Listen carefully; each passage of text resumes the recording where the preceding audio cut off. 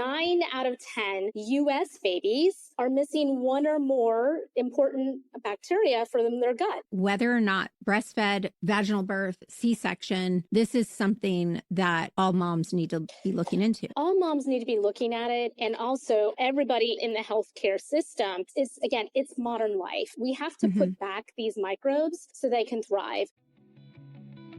What if I told you that 9 out of 10 babies born in America, even the ones who seem perfectly healthy, even the breastfed babies, even the ones born vaginally, are missing something crucial from day one? I'm your host, Trish Ware, and as a labor nurse who delivered thousands of babies, I thought I understood everything about newborn health.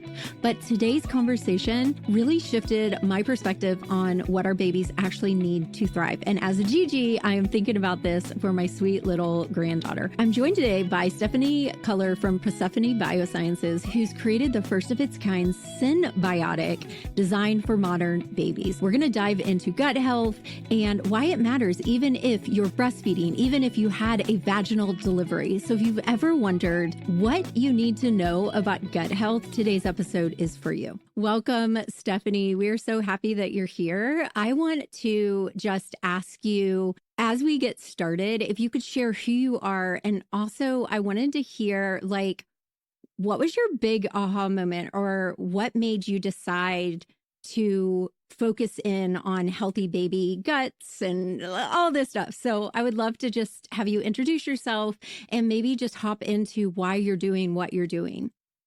Thank you. Well, thank you for having me today. So I'm Stephanie Culler, co-founder and CEO of Persephone Biosciences. We're a microbiome company. I am a scientist by training. I did my PhD at Caltech, actually focused in gene therapy for cancer applications and new medicines. So how we got into infant gut health was actually through a journey through cancer. We founded Persephone a little over 8 years ago with the mission of understanding the gut microbiome so that we could prevent and treat disease. And over the first, I would say, 5 years of the company, we actually only focused in cancer research, where the microbiome's been connected to how cancer patients respond to treatment, because most of our immune system is in our gut. 80% of our immune cells is in our gut. And so the microbes in our gut are really critical for health and for cancer patients, how they respond to treatment. And during that journey, we started to have conversations of thinking about how could we expand this technology to other areas of unmet need.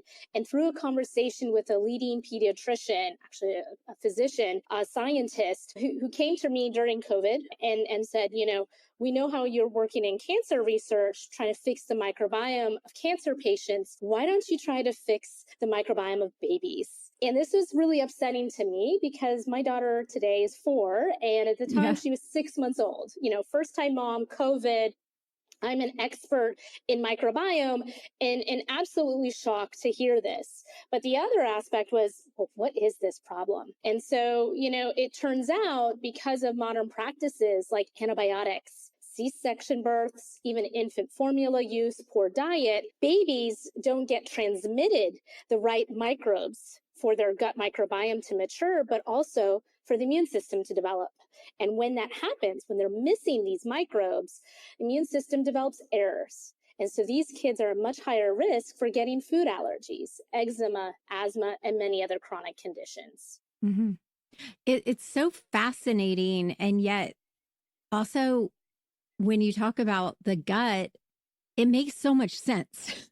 It makes so much sense that all of that is rooted in what we put in our body, what's going on inside of our gut, because our gut is where everything that we put into our body goes through. Right? Exactly. I don't know. That's why they call it a second brain. It makes so much sense, but also not. Does that make sense? Absolutely. Yeah. So you're saying that, because some of the research I've done and also promoting your products is that even it's not just C-section babies, it's also breastfed, vaginally born babies, even though that's told to us that's the better thing. But you're saying those babies still need extra help? Absolutely. So when they came to me, again, I was a cancer research, and that's my mission. I lost both my grandmothers to cancer when I was a young teenager. that's inspired me to become a scientist in what I was doing. And I had a full face moment like, we have to solve this problem. I'm on a mission because, we're seeing global research around the world suggesting that modern babies, this is not babies from 100 years ago or the Amish or babies from hunters and gatherers today. These are modern babies that have been impacted by multi-generations of antibiotic use. We've seen from global research that this impacts all modern babies. There's hundreds, if not thousands, of publications on this. And so to better understand this in the United States and to understand even how vaginally born breastfed babies are impacted, we launched the My Baby Biome study 3 years ago, which is a 7-year study, the largest study ever done in the United States to map the infant microbiome. So collecting a lot of dirty diapers and a lot of poop. A lot of poop. And, what we found was really shocking to us that 9 out of 10 US babies are missing one or more important bacteria from their gut. These are bifidobacteria, one or more. And these are critical to immune system development. And we even think brain development. And when we looked further, if it's 9 out of 10 babies, it's actually most vaginally born babies as well and breastfed. And the reason why, that is the natural way is just that modern life has compromised the situation. It's not anything that the parents are doing wrong. It's really just that mom is missing these microbes, family members are missing it. And so the child just doesn't get exposed anymore. So it's so fascinating. So like, what is the difference between what you guys have, which is a symbiotic, and regular probiotics? That is a fantastic question. I believe this is one of the first precision type products to ever come to the market. And so, based on our research, again, the largest study ever done in the US using machine learning or AI, we were able to determine the 3 types of gut bacteria, bifidobacteria, that were missing from the babies. And it so turns out that these 3 types of bacteria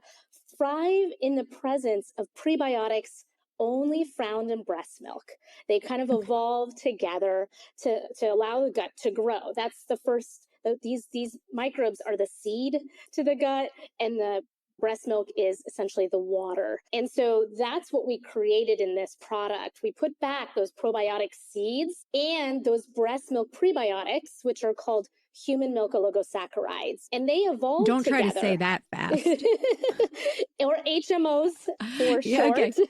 But yes, they are. Yeah. And what's fascinating about these prebiotics, they don't feed the child. They're not calories for the child.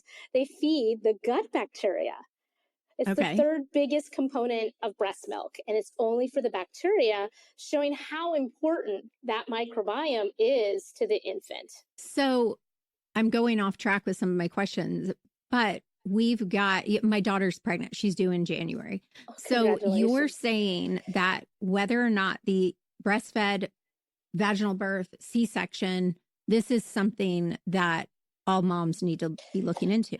All moms need to be looking at it, and also all pediatricians, OBGYNs, lactation, everybody in the healthcare system, which is something that we're trying to do to educate and share more on this. Is again, it's modern life. We have to put back these microbes so they can thrive. And this is also multi-generational, because if a mom today has a child, they're born, however they're born, vaginal born, C-section, they're missing these microbes, right? And if that daughter then goes on to have children, they continue to be missing these bacteria. We have to reintroduce it. And again, the importance here is the probiotics are nothing. Well, one, if they're not the right probiotics, they don't colonize and grow in the gut. There's key differences. It matters what type of probiotic. But second, if they don't have their food or their water, those breast milk prebiotics, they don't grow. They don't have that advantage. And so it's really important that this product is a symbiotic, because regardless how a child is fed, they get the right combination of pre and probiotics to thrive. So let's talk. You said that the pediatricians and the different professionals that are involved in these babies' lives, but I'm sure some of my parents who are listening are thinking, well, my baby seems fine. They're gaining weight. They sleep okay. Do they really need this? Absolutely. And maybe what are some signs that a baby's gut microbiome might not be I mean, what would you say? Like optimal?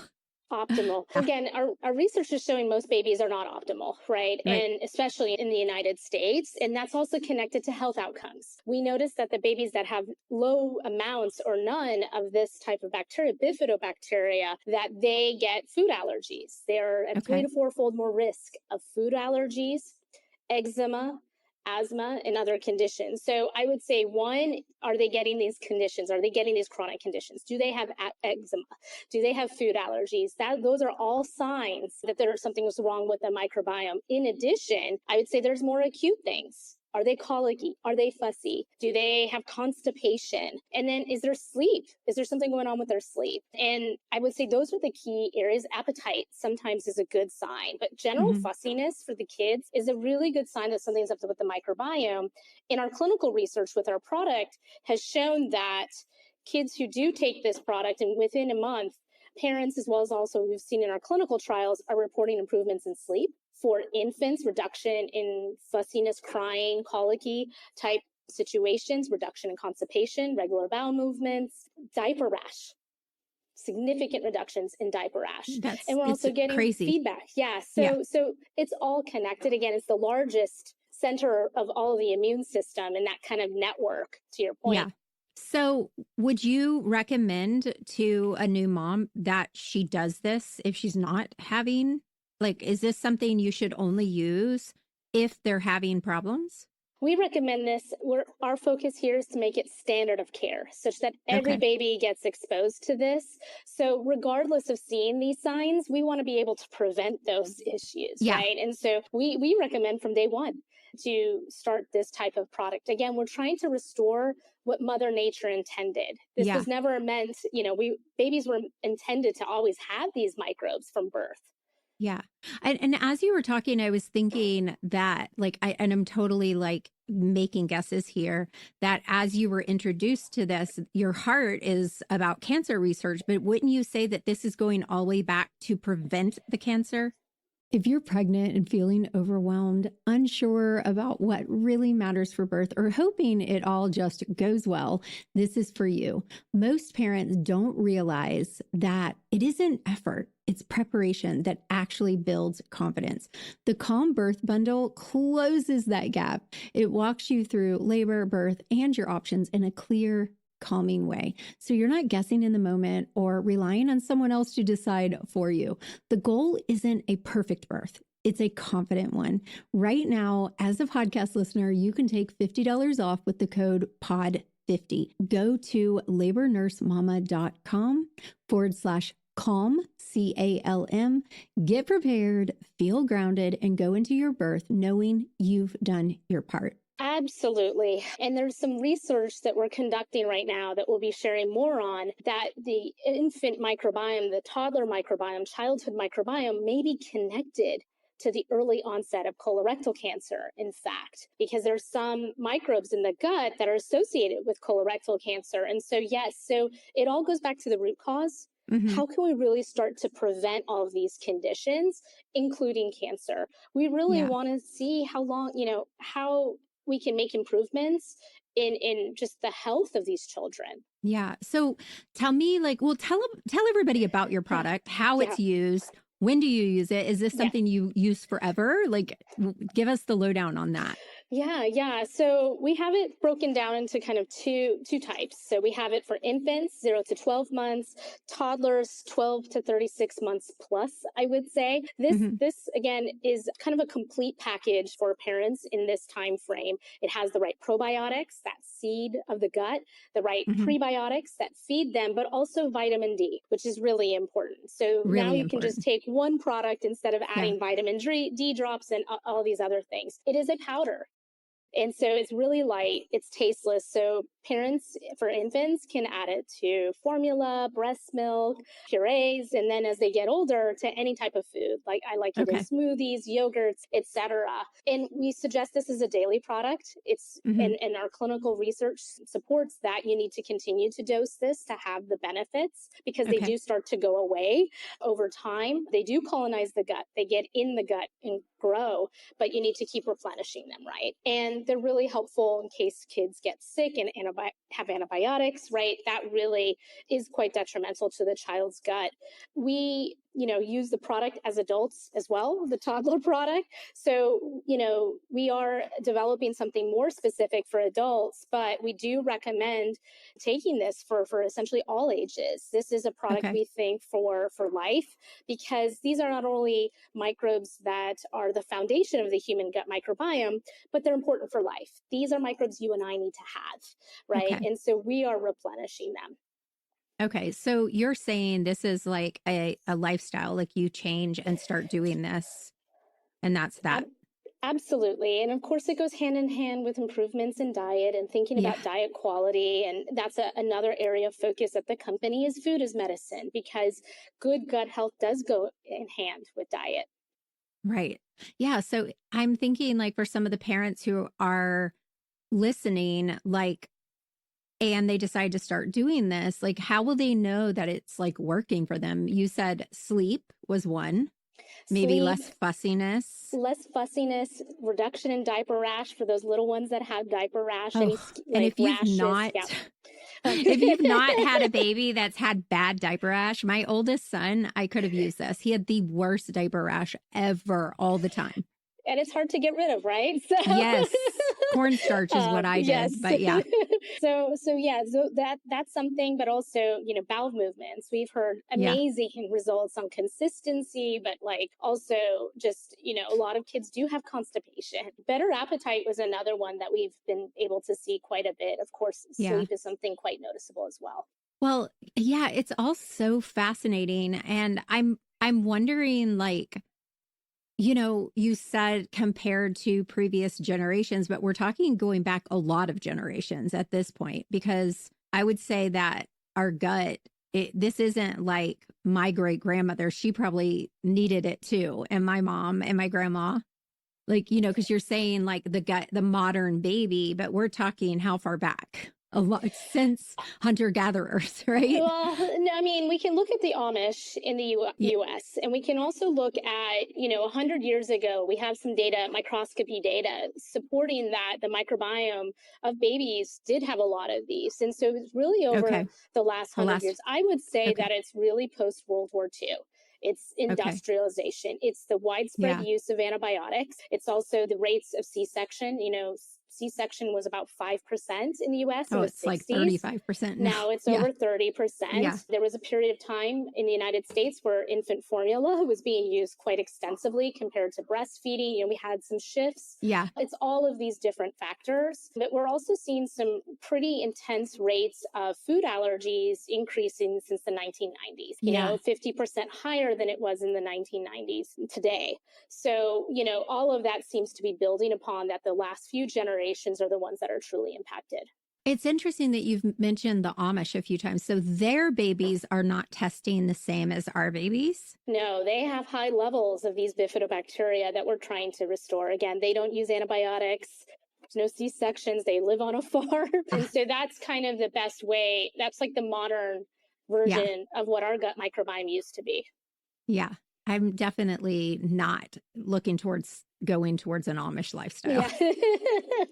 I like my modern conveniences over here. My husband would be totally, I mean, he says he would be, we've been married 5 years. He's way more bougie now than he was when we met. I don't know that he could totally do that type of lifestyle either, but I'm sitting here as a Gigi who's about to have my second grandchild in January. And I'm like, gosh, is this something I should get for Lainey because Lainey, I have 3 of my kids who have such health gut related issues, but she's 21 or 20 and I didn't know about that back then, and my son who's 30 didn't know about any of that back then. And absolutely, they nausea, vomiting, constipation, acid reflux, all the things. Terrible sleepers. And I feel like I should get it for Lainey and the baby. Absolutely. There's a Yeah. lot of moms taking the product. We are looking, we get that question a lot. Can this be helpful for moms? We think so. We are going to come up with a formulation that's a bit more specific, but in the meantime, yes. Like for absolutely. pregnancy or for breastfeeding moms or both? For both. For both. Yeah. We're trying to get that whole cycle essentially. But yeah. I mean, it's again, this is modern science that we're finding out. I know it's Mother Nature. It's what's been an evolution for a long time, but it really took modern science and these latest cutting edge techniques to understand truly the problem and why it's happening. It's so interesting that you said that, because the problem of a lot of things is how far we've gotten from what we should be doing naturally. And you saying, because when my mom had me, that's when formula was like, ooh, that's the bougie thing to do. Like, let's give them formula, not realizing like the breast milk's what they need. And so not that I'm knocking on anyone who chooses to use formula. I'm not. But it's like we always introduce these new things. Come to find out, the original thing, the thing our body does, is the thing we need. Absolutely. And a lot of it's unintended consequences, Mm-hmm. Antibiotics save lives. They do. And they're incredibly powerful, but they also kill a lot of good microbes in the gut microbiome. Yeah. And so, we have all these trade-offs in modern life that we're dealing with, medical, cures, but at the same token, they have these impacts. I say this about birth all the time. Birth is a natural process, but thank God we have the medical interventions when they're needed. Thank God. Absolutely. Yes. So it's the same kind of thing. Like, we're not saying like no antibiotics or any of that, but we're saying let's give our body back what it needs, or our baby's bodies back what it needs to survive in a more healthy way. Exactly. Yeah, it's so fascinating. So you're saying if a mom decides to go this route for a breastfed, so at what age do they start using this for a newborn? We say day one, okay. right in the hospital, bring this, essentially. Yeah. Yeah. Okay, so for a breastfed mom, because I'm thinking of Lainey, my daughter, who would be like, well, if I'm breastfeeding and not bottle feeding, how in the heck would I do this? So as a labor nurse, a lot of times in the hospital, and especially me, because I don't want there to be confusion of any sort. So for my moms who are like, absolutely no bottle or whatever, and we find ourselves needing to help the baby or whatever, I will teach them how to express colostrum and how to do a spoon feed or a cup feed. So that would be a recommendation, right, for these babies. But Absolutely. Is it a big amount that they need? How much liquid do you need? It's so tiny. So, I mean, really, you can do some express feed, form a little paste with your finger and just stick it in their mouth. All they need is really a little amount. And even that's what we suggest. Start low and slow, just a little bit. And then also... So they don't start with that full packet right off the bat on day one? Just a little bit, like a smidge of that. And then, you can work your way up as the child starts to tolerate it. So maybe more. One packet for the first week and do a smidge every day? Yeah. Okay. That's good to know. And you can also just put it on your chest. And so as the child does better at latching, once you get that kind of figured out, you can just put it on your chest. Okay. And make a little paste of a smidge of it, put it on her nipple. Yeah, exactly. And the baby can just drink the colostrum and the smidge. Exactly. Exactly. Yeah, because I know that's got to be if me as a labor and delivery nurse who's breastfed pretty much the majority of my life, I don't know if you know, I have 7 children. I was thinking that because not a lot of moms are taught how to supplement without a bottle. Absolutely. Absolutely. Yeah. That's probably one of the biggest questions that we do get as well. Okay. I would see that because I can see these breastfeeding moms being a little bit confused on how to do that. So any other they need to know this type of things that if you had a pregnant or an early postpartum mom sitting here with you, because that's the majority of my audience, what are some things we haven't hit on that you feel like they really need to know? Kind of going into this, if you are having a C-section, your baby automatically is not born with the right microbiome. They get exposed to the microbiome of the hospital. and skin, Yay. for example, right? So they're missing, unfortunately. Yeah. So you need to think about that ahead of time. And that's why these kinds of products can be really, really helpful towards combating that, because they're the ones with the most severely, I would say, unhealthy microbiomes because of the birth, where they're born, essentially. Okay. And so just knowing that, and then understanding that, that is a needed process, but also there's a lot of health risks. And hopefully by fixing the microbiome quickly, they can get the child better on track from that perspective. I think the other thing is that just knowing now that most babies are impacted, it is kind of that insurance policy. You want to make sure that you can incorporate this as soon as possible into your kind of daily feeding regime. Okay. All right. Well, thank you so much for coming today. This is so fascinating. I'd love for you to just share with everyone where they can find you and how they can order your product. And we'll put some links in the show notes as well. Awesome. Thank you so much. You can find us at persephone.bio. That's our website, more on the research, the product, where it's available. And also you can follow us on socials. Instagram, we are at persephone.bio. Awesome. Well, thank you so much for coming today, Stephanie. Thank you for having me. All right. That's a wrap on another episode of The Birth Experience with Labor Nurse Mama. If this conversation hit you and it really made you think about baby gut, screenshot this episode and share it to your stories. Tag me at labor.nurse.mama so I can see what resonated with you. Remember, you're doing an amazing job and we adore you. We see you, we love you, and we want to be on this journey with you. Make sure you hit subscribe, leave a review, and as always, I'll be back next Friday with more conversations about pregnancy, birth, and postpartum. Until then, give yourself some grace. You're doing an amazing job. I'll see you again next week. Bye for now.